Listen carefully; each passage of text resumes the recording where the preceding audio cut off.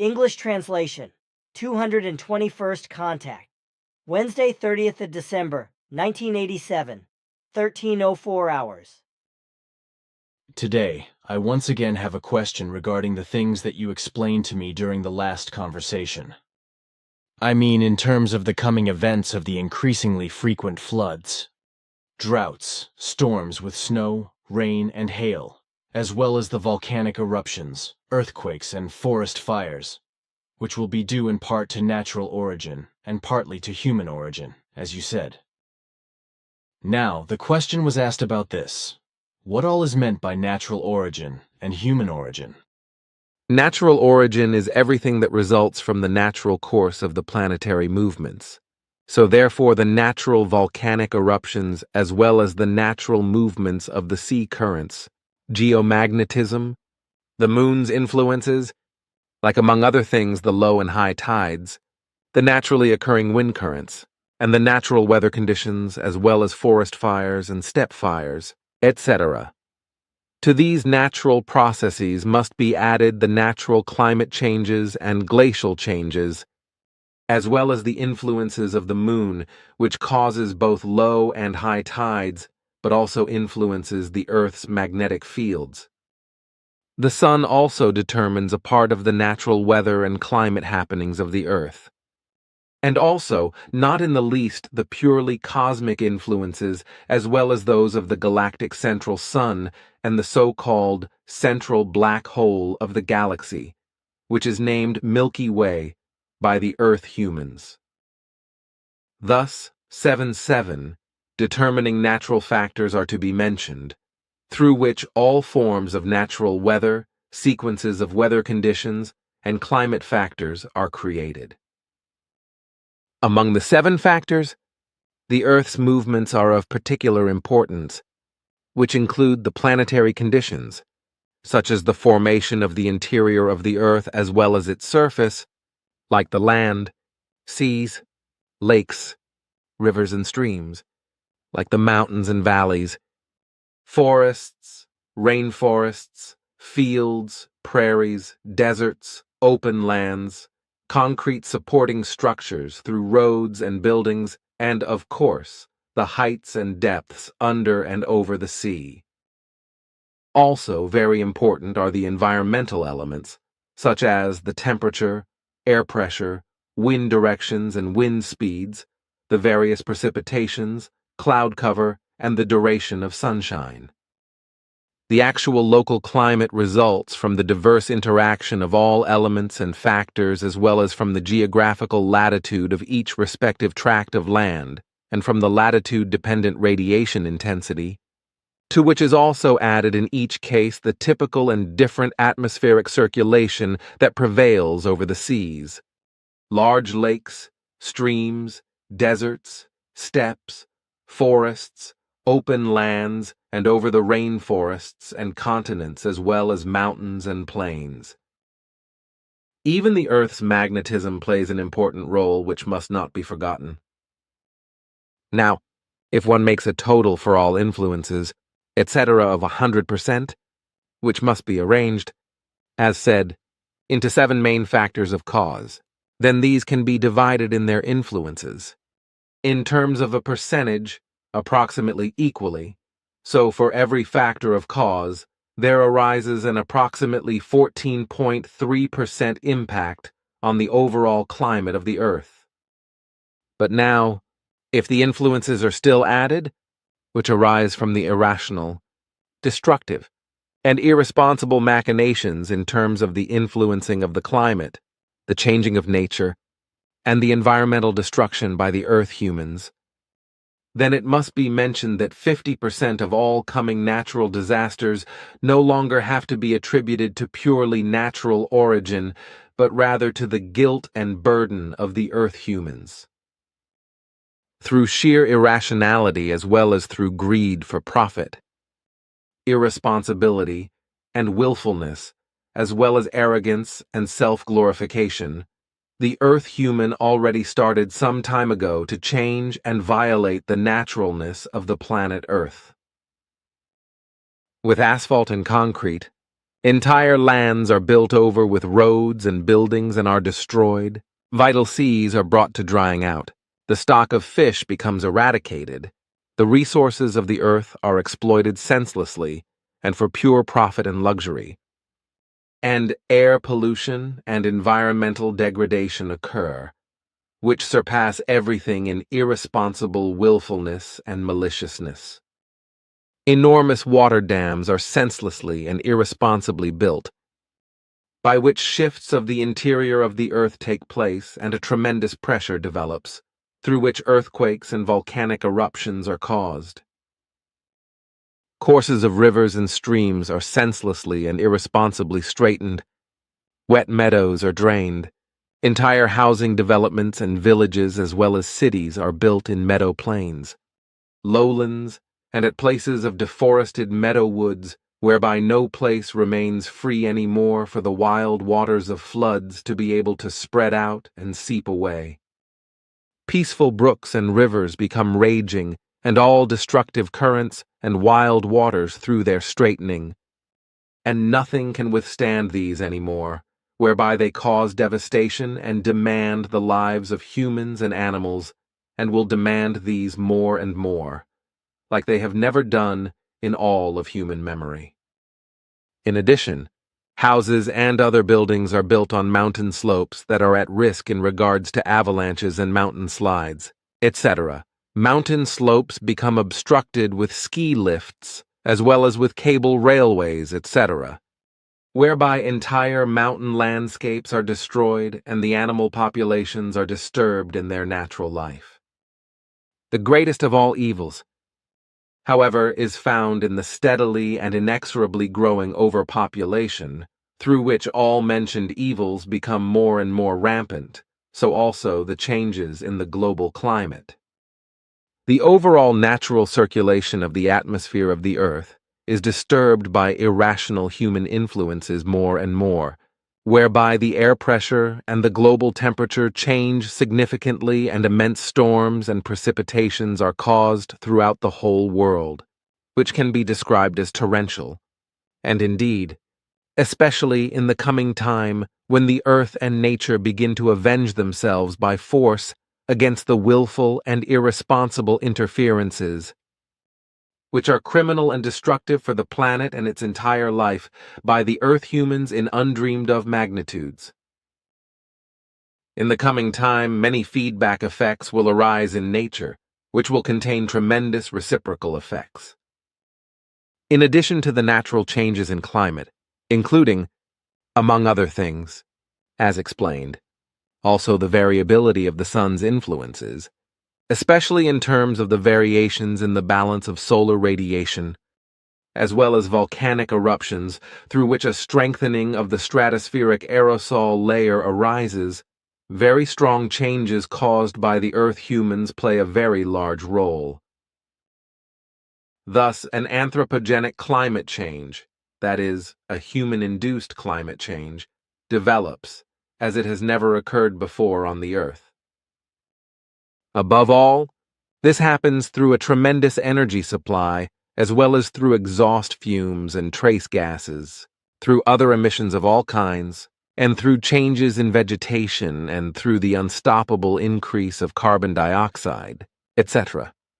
Due to the irrationality and irresponsibility of the human being, spatially limited impairments of the atmosphere are caused, which spread themselves globally ever more, and cause ever more and greater damage.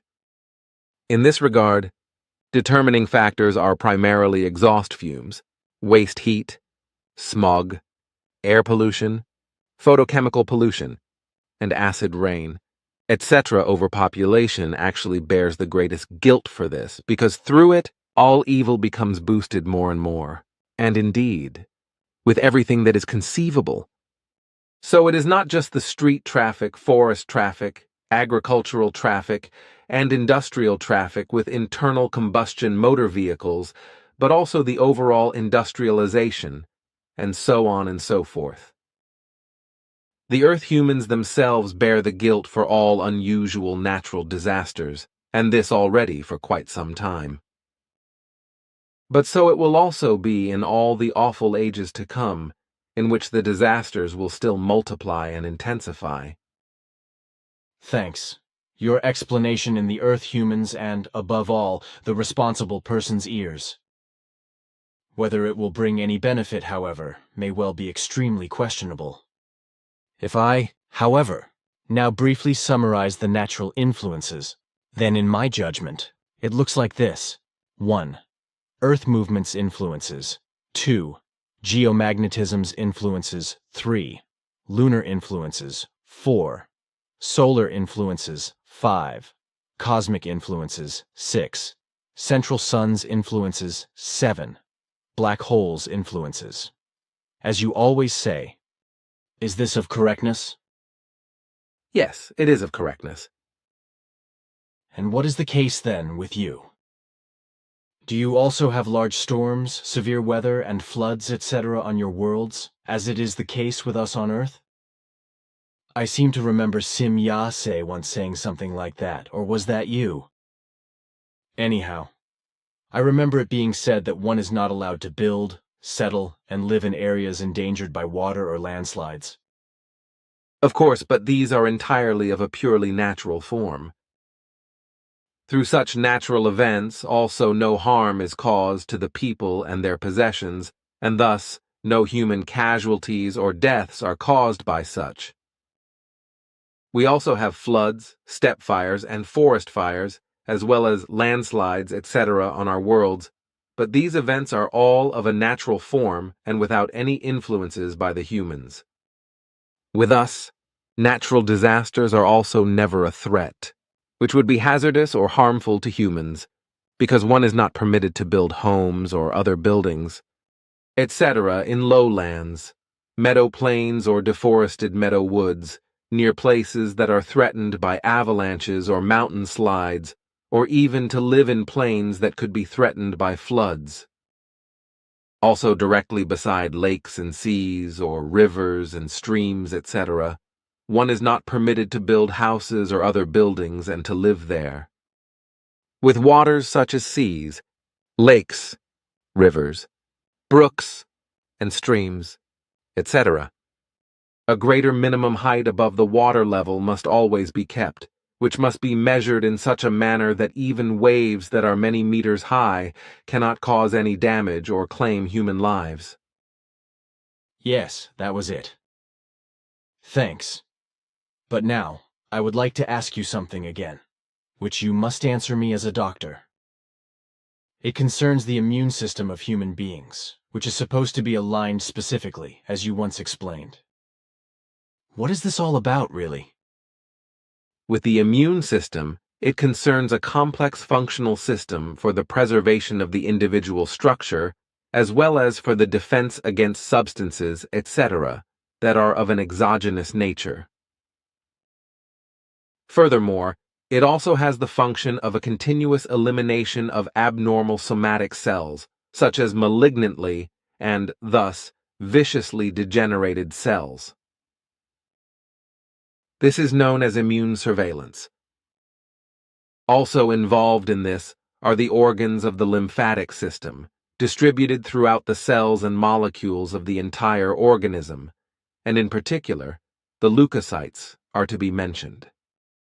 Contrary to the erroneous opinion of the earthly medical sciences, the defense mechanisms of the immune system that is innate to the human being are aligned specifically, as this is also true of the acquired and natural immune system, always in accordance with the defense mechanisms.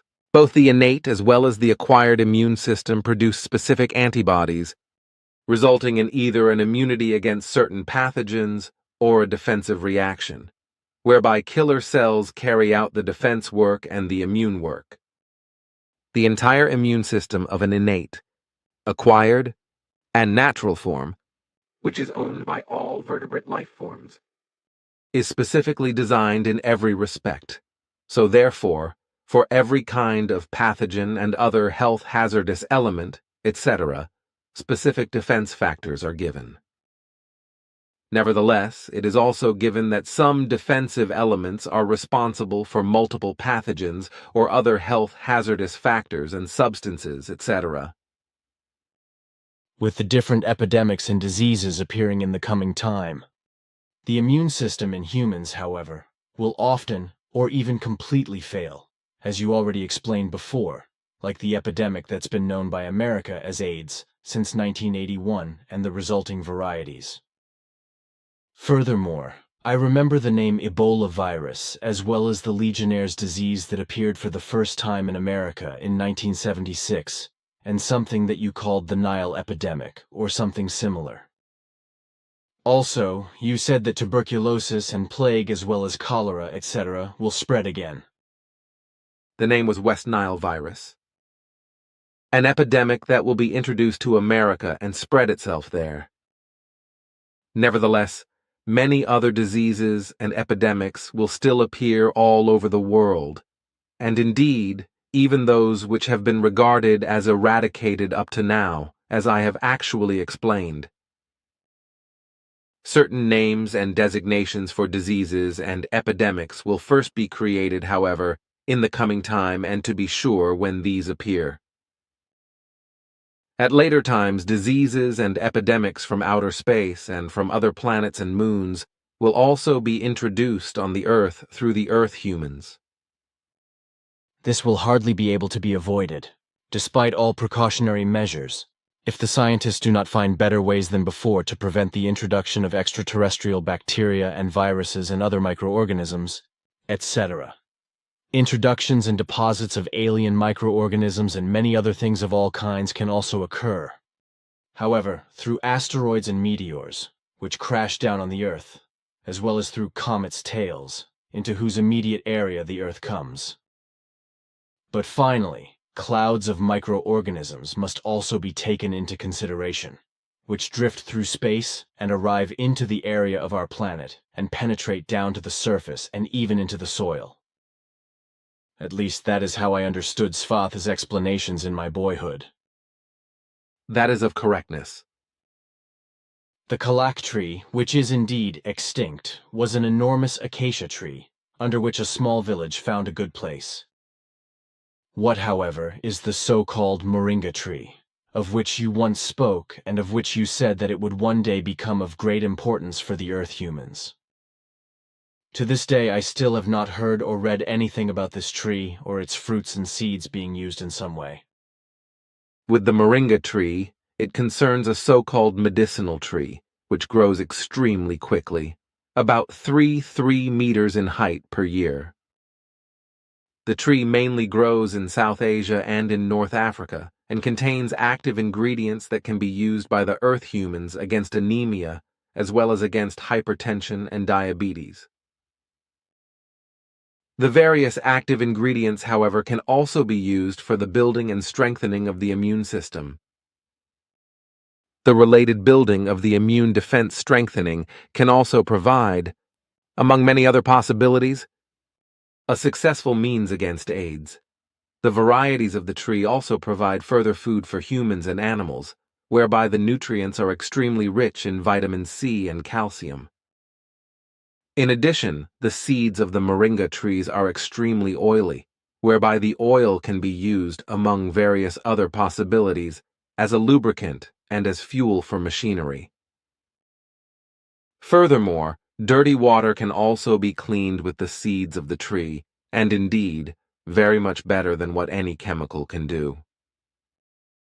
All of these things, nevertheless, are not the only possibilities and benefits that this tree and its seeds and fruits provide, for there are still several more. That is interesting. Then one can also hope that a certain progress develops from this in some way for the Earth humans.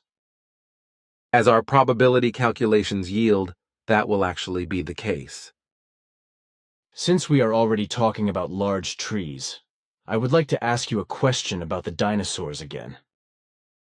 Which ones were the largest and where did they live? The largest plant-eating dinosaurs lived in what is now Patagonia. These were the so-called long-neck dinosaurs, whose largest specimens reached up to 60 meters in length, and exhibited a weight of around 135 tons. This was the largest land animal that ever existed on the Earth. And what about the time? When did these animals live? And were there any predatory dinosaurs that killed these magnificent animals? Have any skeletons, etc., of such giant beasts already been found by the earthly paleontologists? To my knowledge, such findings still have not been made by the earthly paleontologists. And as for the time when these giant animals lived, this must have been, to my knowledge, around 100 million years ago. The long-necked dinosaurs possessed tails that were about as long as their necks were to their heads. At the same time, there also lived giant predatory dinosaurs, which we call Titan predatory dinosaurs or Titans predatory dinosaurs, which had a size of up to 19 meters. Thus, so to speak, a Titanosaurus emperor, if I may translate that so freely. So a creature that must have been a lot larger than the Tyrannosaurus rex. But how was it now? Did these gigantic predatory dinosaurs also hunt the giant long-necked dinosaurs? If so, how did this happen? It is always claimed by our earthly scientists that the large predatory dinosaurs, even the great Tyrannosaurus rex, were loners, and also would have hunted as such. I cannot understand that, and, thus, cannot accept it as given, for if these beasts actually hunted the giant herbivores, which I strongly accept, then they could not have reliably done so as individual hunters, because they would have had no chance against the giant animals. Thus, according to my understanding, it only could have been such that the predatory dinosaurs hunted with certainty in packs. Now, was that actually so, or am I mistaken? At the same time, I also think of the experiences on my great journey with Simyase and Ptah, where I could observe on the primeval world how the large predatory dinosaurs hunted and tore large herbivores in packs. This must have happened in the same manner on the Earth during the time of the dinosaurs, or in this respect, am I completely on the wrong track with my opinion? What you saw on your great journey that likewise occurred in the primeval times on the Earth. There were also many different genera and species of predatory dinosaurs on Earth, and indeed, very small, medium, large, and such that must be designated as giants, titans, and colossi, like the Tyrannosaurus rex and the Titanosaurus emperors, as you designate these predatory dinosaurs appropriately. Between these two predatory dinosaurs, however, there was one other giant dinosaur on Earth, which we named Gigantic Dinosaur, which reached a size of up to 14 meters. And you are actually correct with your acceptance that all these enormous, gigantic, and titanic dinosaurs were also not loners, but rather pack animals that also lived in packs and hunted as such, and tore their victims. Whereby these victims, as you suppose, also included the large and largest plant eaters, like even the long-necked dinosaurs. So one must speak practically of at least 3 different giant predatory dinosaurs. And to be sure, of the Tyrannosaurus rex, of the Tyrannosaurus gigantus, and of the Titanosaurus emperor, as I now call the critters. Perhaps the earthly scientists will crush me with their cars and insult me into the ground as a layman. But I now name the beasts just like that. That is of correctness. And you can actually name the animals according to your free will as you wish. Nice. Then, something else. Do I remember correctly? Ta gave me the information when we were at Neptune, that on this planet, storms prevail, which reach 2,000 kilometers per hour. Your recollection is of correctness. Good. Then I would like to ask you something in reference to Egyptian mummy tombs. It is always maintained that the clairvoyant Casey, or whatever his name is to have said that underground cities and large mummy tombs, etc., are still buried in Egypt. What is to be made of this? Such cities and tombs actually exist, but they have not been found up to the current time. For example, one of the largest mummy tombs, which comes from the 1st and 2nd century AD, is located in the Egyptian place of Bahariya. In this tomb, about 10,000 mummies are buried, together with a lot of gold. And have the archaeologists not found anything there yet, or are the graves already robbed? So far, the earthly archaeologists still have no notion or even knowledge of this large tomb. However, the giant tomb will certainly be found one day, right? I have no information about that. Then in relation to this, have you made no looks into the future or probability calculations, or even journeys into the future, or otherwise made any clarifications that could give enlightenment in this respect? No, until now, it was not of importance for us. Well then, just not. It also is not so important. As I have determined time and again, the Earth humans exercise very much criticism toward their neighbors. Since I cannot find my way to it, I would like to ask you for your opinion. Is the criticism, just as it is applied by the Earth humans, really necessary or just a bad habit? My understanding for this is lacking very much. The practicing of criticism? That is to say, the criticizing of the Earth humans against their neighbors, corresponds to a very bad habit, which is founded in the desire to be better and the desire to know better than one's neighbors. The criticizers are, thus, of the false belief that they are better or could be somewhat better, or would know better, etc., than those whom they criticize. Thus, no so-called healthy assessment is practiced, which exists in the so-called art of assessment, through which a neutral assessment of a person or thing takes place. Rather, a criticism occurs, which truly consists of pointing out alleged or genuine errors in a derogatory manner, in order to affect one's neighbors with it psychologically or in any wise. This is also true for the so-called professional critics, who have the audacity to criticize people and their labors and works, etc., as well as things and stuff of any kind in their wrong and megalomaniacal conceit, and think that they would understand something of the matter concerned. Critique or criticism truly exhibits in no wise the form of an assessment or art of assessment, and does not rest in an examination and in an insight, but rather is grounded in a chronic, habitual, derogatory laceration and abasement of that which is criticized. This, however, has nothing to do with the assertion and misrepresentation of the earthly philosophers that it would concern an assessment, an examination, and an insight, as well as an evaluation. These values do not find their authorization in critique or criticism, but solely in the neutral art of assessment and in the neutral assessment evaluation. But critique or criticism does not know these values because solely a judgment follows from it, through which a person claims to classify something as given or not given, as good or bad, as negative or positive, or as genuine or false, and accordingly to make a decision autocratically. At the same time, an assessment is completely omitted because neither the negatives nor the positives are effectively seen in their true form. In contrast to this are the assessment and evaluation, through which not only the negatives but also the positives become seen, recognized, assessed, and evaluated.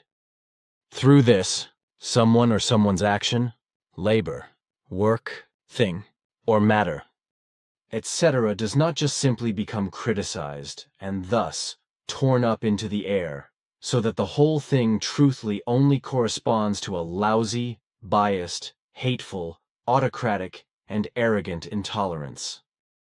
This also refers to the opinion and life attitude as well as to the worldview of the people and also how they dress, what hobbies and pleasures, etc. they have, and what kinds of lifestyles they maintain, because all these things, which are really of the purest private nature, are also complained of by the trouble-making critics, and are mercilessly and self-righteously torn apart in a yelping manner because they regard themselves as better and more clever than they concede this to their neighbors, even though they themselves are usually bean-straw dumb and stupid, and have a crude attitude toward life and toward their fellow human beings.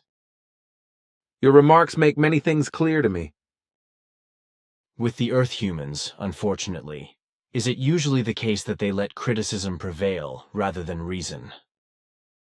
It should rightly be so, that the opinion of a person is accepted and respected because they can always correct it themselves if it should be wrong, and they become aware of this fact.